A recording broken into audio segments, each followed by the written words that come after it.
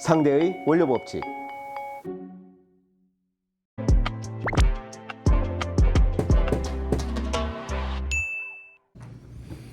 네, 안녕하세요. 상대의 원료 법칙. 오늘은 구화검하고 잔탄검 문의가 좀 많이 있으세요. 최근에 또 아마 소스 제작을 하시고 개발하시는데 궁금하신 점이 좀 많이 있으신 것 같아서 구화검이랑 잔탄검 두 가지를 준비를 해봤습니다. 이게 왜 이렇게 또 많이 찾으시냐면, 보통 증점제 이렇게 딱 나열할 때 보면 구화검, 잔탄검, 로커스 콩검, 아라비아검, 팩틴, 카라기나 뭐 이렇게 이제 나열을 하다 보니까 늘 제일 앞에 나와요. 그러니까 제일 보편적으로 많이 쓰이고 라벨 표시 사항을 봐도 업체들에 제일 많이 이제 나오는 원료들 중에 하나이다 보니까 이 두 원료를 한번 비교해 보시는 것도 좋겠다 싶어서 다시 들고 나왔습니다. 구화검하고 잔탄검인데 성상, 분말 성상으로 봤을 때는 큰 차이가 없습니다. 사실 잔탄검이 조금 더 고운 편이거든요. 그런데 구화검이랑 이렇게 봤을 때는 크게 뭐 차이가 없어 보이고요. 색깔도 그렇죠. 아이보리색으로 거의 비슷합니다. 그래서 여기에선 차이가 안 느껴지는데, 그러면 물에 탔을 경우 또는 소스에 적용을 했을 경우에 어떻게 달라지느냐, 그걸 좀 보여드리는 게 앞으로 사용하시는데 좀 도움이 되실 것 같아서, 우선 구화검, 그러니까 찬물로 적용을 했고요. 그러니까 소스에 적용하실 때 이제 물을 가열하거나 아니면 회전을 좀 주시는 게 좋은데, 이 정도를 한번 타보겠습니다. 굉장히 많은 양이거든요. 이 정도로 보통 소스를 제조할 때는 타지는 않죠. 이게 구화검이고요. 또 왼쪽에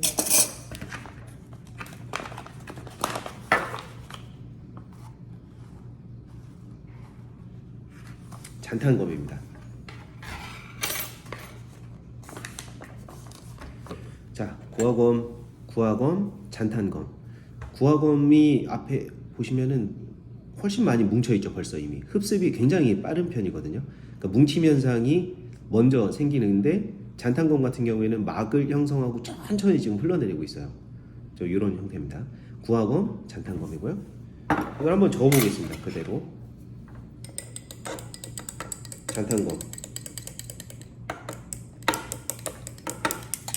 잔탄검이고요. 깨주지만 깨도 잘 안 깨집니다. 이게 잔탄검이고요. 구화검. 지금 현재 위에 뭉쳐서 거의 안 내려오고 있죠. 약간씩 내려오는 게 있긴 한데 거의 뭐 떡밥 떨어지듯이 이렇게 떨어지고 있습니다. 이렇게 시약 스푼으로 약간만 저어줘도 잔탄검보다는 좀 더 잘 풀리는 편이에요. 이렇게 보시는 것처럼. 하지만 안에 여전히 구화검도 뭉친 것들이 좀 있는 편이고, 이렇게 되어 있습니다.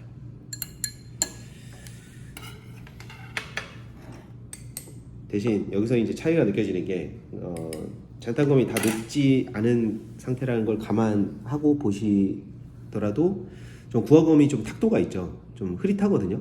잔탄검은 좀 맑은 편입니다. 이 상태에서 봤을 때는.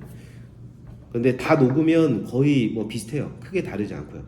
근데 여기에서 이제 가격을 비교하게 되면 어떤 점을 가지고 이 구화검이 좋아요, 잔탄검이 좋아요, 이렇게 판단을 하시냐면, 검류들은 구화검, 잔탄검뿐만 아니라 아라비아검, 로커스 콩검, 팩틴, 뭐 카라기나 이걸 다 감안한다 하더라도 비슷한 점들을 낸다 그러면은 얼마나 투명하냐, 이게 좀 더 달라야 되고요. 또 이 제품이 잘 풀어지는 정도에 따라서도 더 달라질 거고요. 그리고 제품이 경직되는 그 시간, 얼마나 빨리 이 점도를 잡아주느냐, 이것들이 좀 다른 편입니다. 여기에 이제 수급지의 이 상태에 따라 가지고 가격이 달라지게 되는데, 이게 더 잘 풀어지고 구화검이 더 잘 풀어지고 탁도가 좀 있긴 하지만은 사용이 훨씬 편하잖아요. 근데 잔탄검은 이게 잘 풀어지는 것 같지도 않고, 또 제품이 이렇게 뭉침 현상도 좀 심해요. 그래서 잘 풀어지지 않고 탁도는 크게 다르지 않고, 그렇다 그러면 굳이 잔탄검을 내가 왜 써야 돼? 여기에 또 하나 거드는 게, 가격이 지금 현재 상태에서는 2배 정도 됩니다. 잔탄검이 더 비싸요. 비싼데도 일을 제일 잘 못하죠. 그런데 왜 잔탄검을 쓸까? 맛 때문에 그런 경우들이 종종 있습니다. 원하지 않는 맛, 이치 또는 이런 것들이, 향을 보면 구화검이 약간의 향이 조금 더 있어요. 그러니까 이 향과 맛, 또 식감, 이걸 다 전체적으로 고려를 하셔야 되고요. 여기에 이제 고춧가루나 이런 것들 소스류를 하시게 되면 이제 고춧가루나 이런 것들을 타시게 되는데 고춧가루를 미리 하나 타다 봤습니다. 미리 하나 타놓긴 했지만 그래도 여러분들에게 보여드리기 위해서 고춧가루도 이 정도 소스를 할 때 고춧가루 많이 쓰시니까 이 정도를 혼합을 해서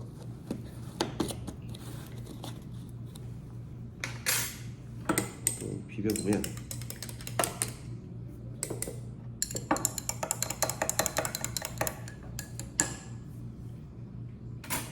자 이런 식이 됩니다. 이 증점제를 쓰는 이유는 물에 타면 이 고춧가루가 가라앉을 거예요. 가라앉는데 증점제를 쓰면 이렇게 그대로 잡고 있죠. 머물러 있습니다. 더 얇은 잔탄검 같은 경우에는 더 미세하게 잡고 있는 편이고요. 이런 식으로 구화검 같은 경우에는 이렇게 뭉친 형태로 잘 안 저어지죠. 이제 이미 다 자리를 잡고 있어서 구화검은 이런 식으로 됩니다.